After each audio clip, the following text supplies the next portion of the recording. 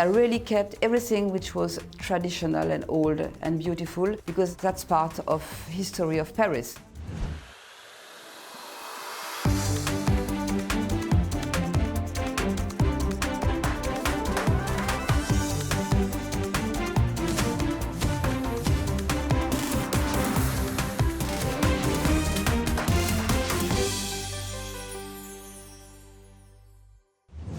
I'm Sara Gore and welcome to Open House NYC. As always, we've got some stunning homes to show you this week. But first, let me tell you about this jaw-dropping penthouse that I am standing in right now on the Upper East Side. The sheer size of this home is impressive, and it features high ceilings throughout, an open flow between the stylish spaces, and panoramic views in every direction. This is New York as you've never seen it, with our entire spectacular city right at your feet. That energy is brought even closer on the various outdoor spaces spread out over 3 levels that offer a different experience with every step, including this expansive roof terrace. A sculptural staircase leads you up to the bedrooms, 5 in all, including this luxurious primary suite with its own romantic loggia overlooking Central Park. We are starting things off on the Upper East Side with friend to the show, Garrow Kedigian. His client didn't want this high-floor apartment to be just another white modern box, and turned to Garrow to bring color and character to each space, which just happens to be his specialty. Take a look. As a New York City interior designer, you always have the opportunity to work on these magnificent high-floor apartments. I'm Garrow Kedigian. Come check out my latest dabble in sky-high living. This is a modern apartment tower on the Upper East Side, but my client came to me because she didn't want her home to be like a cookie-cutter white box like so many of them tend to be. And if you know my work, you know I must have been ecstatic about my client's request for color and character, 2 things I know everything about. And it all begins with this fabulous mural wallpaper in the entrance foyer. I love using scenic wallpapers like this. It adds so much character, personality, and whimsy. And I always love using black trim on such wallpaper because it frames it like a work of art. And art motivates all my design decisions.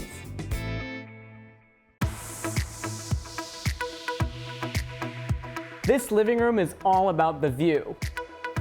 And when my client purchased the apartment, she said she felt like she was walking in the clouds. So I positioned this sectional sofa facing out towards the windows. And in the window wall corner, I placed this wonderful contemporary culp sofa for anyone who wants to sit directly in the view. And for any other position in the room, I put this gigantic architectural mirror to make sure the views can be seen from every corner. And everyone that knows my work knows that I love Greek key. So I used it here on this area carpet to give the room some structure. This helped me organize a more classical seating grouping in an otherwise contemporary space. And this interplay between classic and contemporary always makes for exciting design.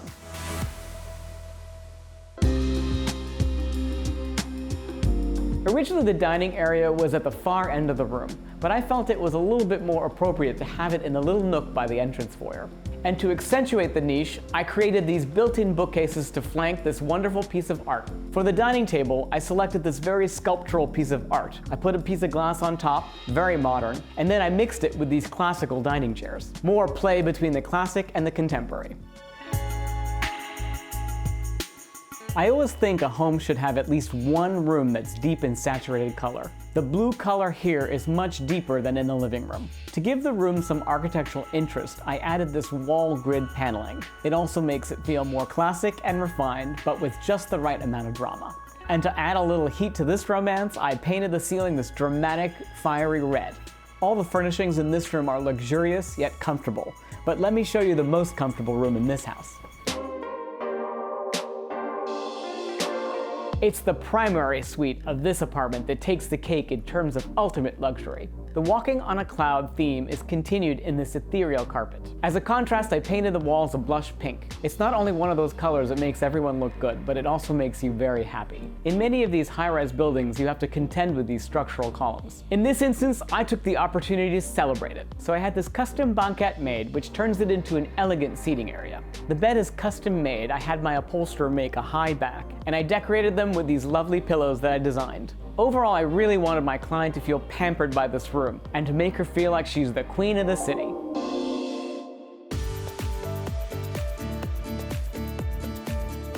Well, that's the tour. I hope this has inspired you to see a contemporary apartment in a classical way. Thanks for coming. We're gonna take a quick break, but when we come back, we're in Manhattan Beach for a look at this sunny dream home.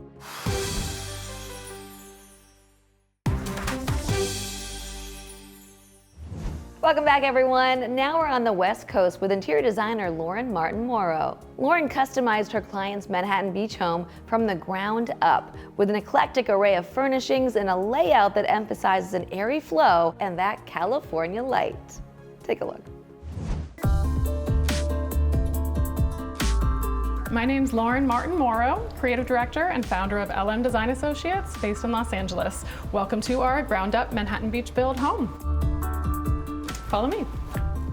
We had a limited amount of square footage and we really wanted to maximize the natural light and the natural breeze that comes through. So to do that, we designed a cantilevered staircase with oak risers and custom black iron railing mixed with windows going up and windows on all sides of the home. Before I show you the upstairs, let me show you the main living area, which is really the heart of the home.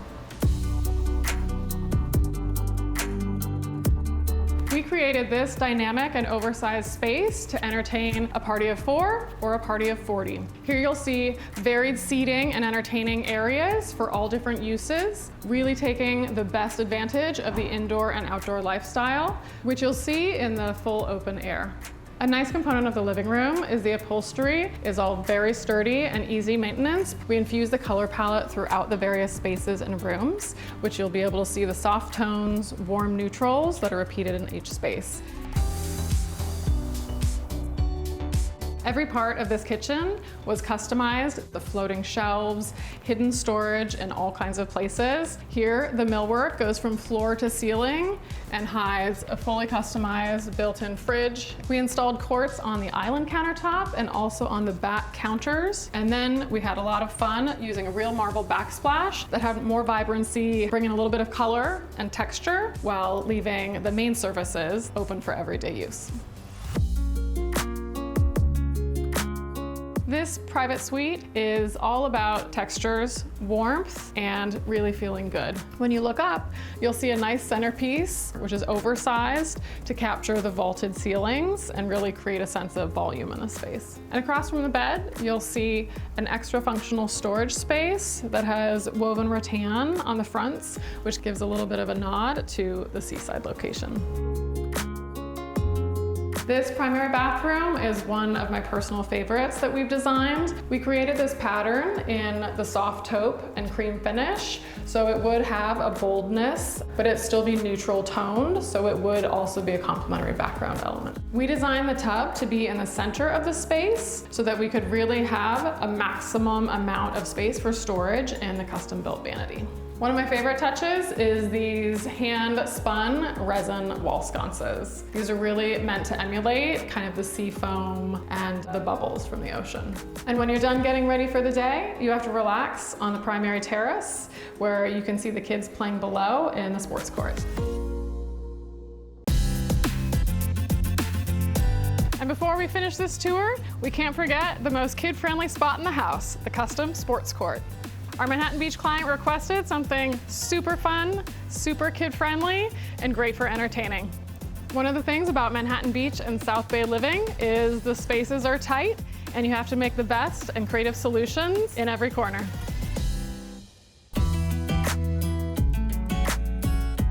This concludes our tour of our favorite Manhattan Beach ground-up build. We hope you enjoyed it and hope you'll come and visit us at the next property.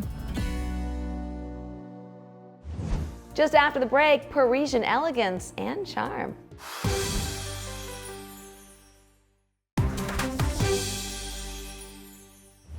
Welcome back, everyone. Now we're in Paris with tabletop designer Marie Daage. Marie uses the table as the canvas for her artfully designed, hand-painted collections. Now she opens the doors to her own live-work home in Paris's 8th Arrondissement. Take a look.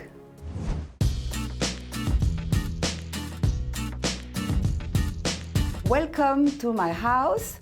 I am Marie Daage, a designer of tabletop porcelain of Limoges since 30 years, which is a very traditional technique since the 18th century. Today we are in my flat in Paris, in the middle of the very, very Haussmannian area, the 8th Arrondissement. So let's have our little tour.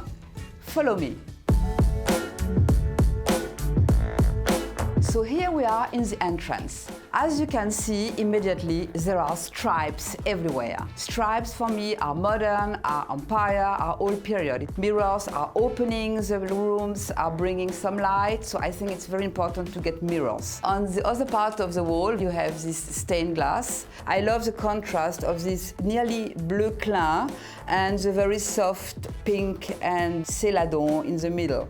I think it's very important to respect historical pieces, and you will see it in my house that I really kept everything which was traditional and old and beautiful, because that's part of history of Paris, so you should maintain this patrimoine.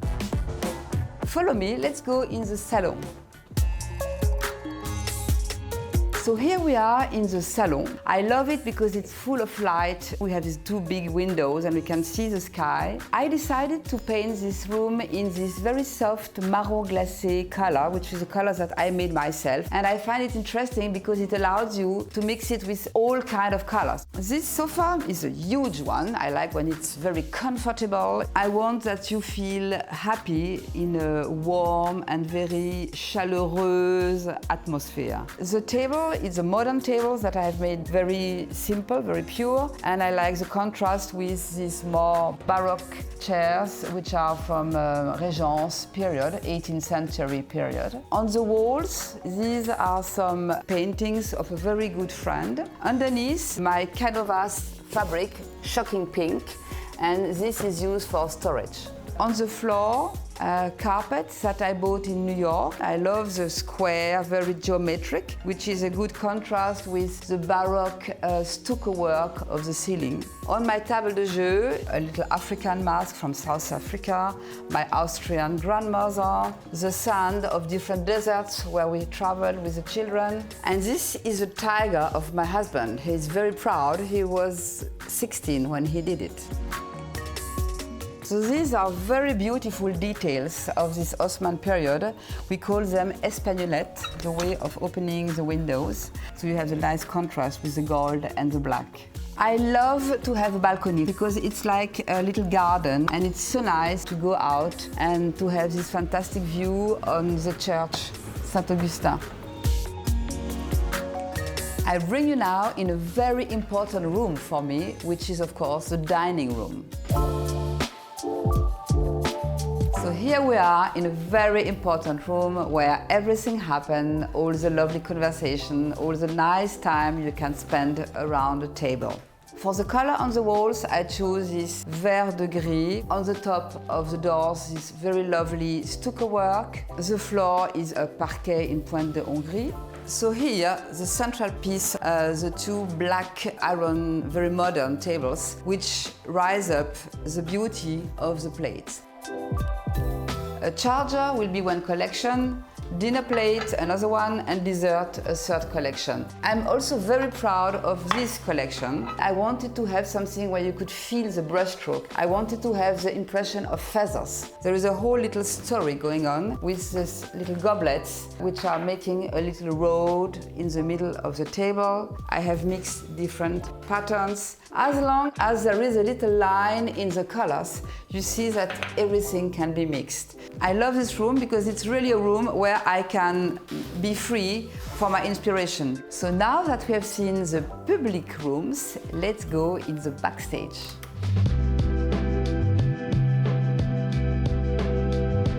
So now we are in my bedroom. I wanted this room to be very comfortable. That's why I decided to put some fabrics on the walls. On the bed, you have this very, very old carpet that I bought in Alexandria, as well as gravure on the wall, which are all gravure from Egypt. I'm very proud of this little sky that I did here.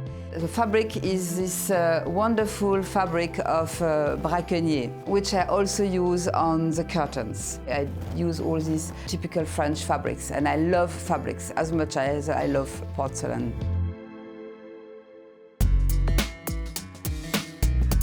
Finally, here you are in my studio, a room where I spend a lot of time. Initially, it was a dining room with this huge Renaissance chimney. Today, it's a place where I'm creating my colors and surrounded by my 230 children's patterns of plates. And I spend hours doing the sketches. It's a very important room that inspires me every day.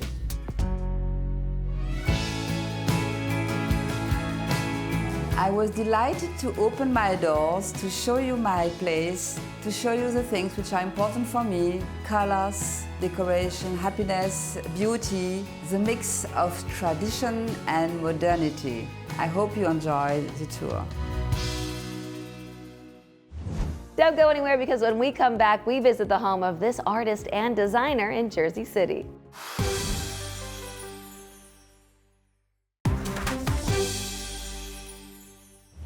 Welcome back. Now we are just across the Hudson River at the home of artist and interior designer Anthony Dunning. Anthony's apartment is a glamorous mix of the vintage and the modern, with an eclectic collection of art, accessories, and furnishings.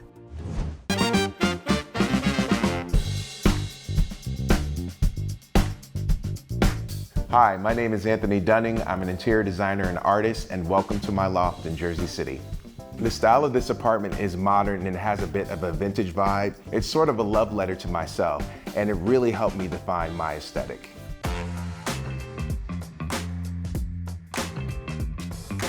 As you move through the apartment, you see various artwork and sculpture that I have collected over time. One of my favorite things is this 20-foot oversized painting that I actually painted myself. It has great color. It really gives a huge dramatic impact to the living area, and all of my friends really enjoy it.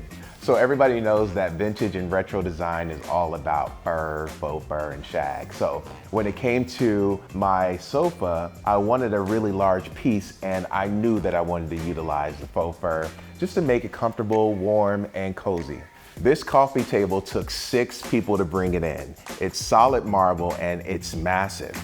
One of the things I love about this coffee table is not only can I put drinks on it, but it's strong enough for me to stand on it.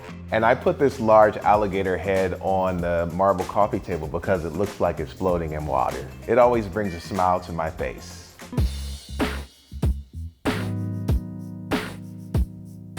Off the living room is my sort of studio and workspace. You'll find some of my original artwork and a lot of things that I have collected over time that inspire me. Continuing with the vintage retro vibes, I had to have some neon in this apartment. One is this large watercolor painting, and then I have another giraffe, which is fire engine red, and it has a red neon cord running through it. And I really love the life that the neon adds to the space.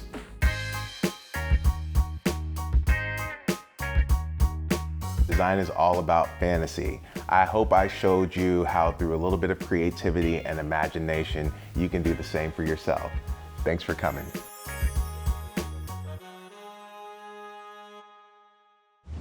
Don't go anywhere. When we come back, we are visiting the last freestanding home in Soho.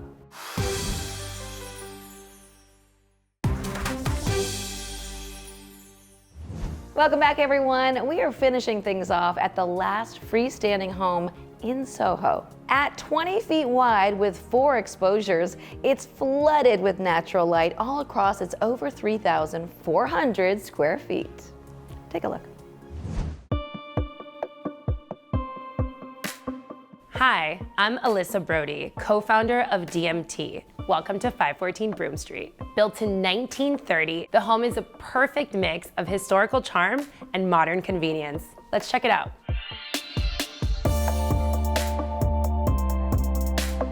This home is 20 feet wide and has 3,400 square feet of living space, spread over 3 stories. Plus, and this is key, it features a very rare 4 exposures. So you are surrounded by iconic Soho views.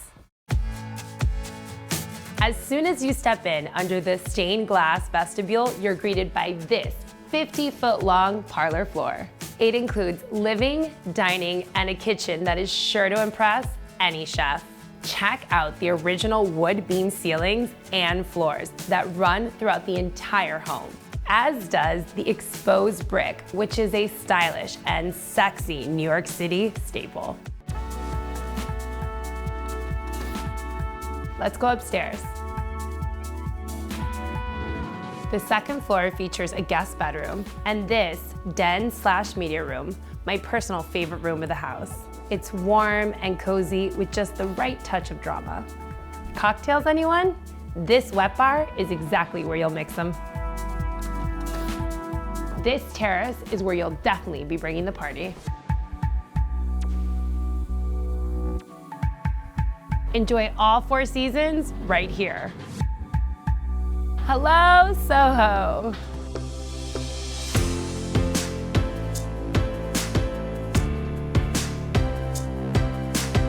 So that's it. I hope you enjoyed taking a look at what is definitely one of the most unique homes downtown. I'll see you next time.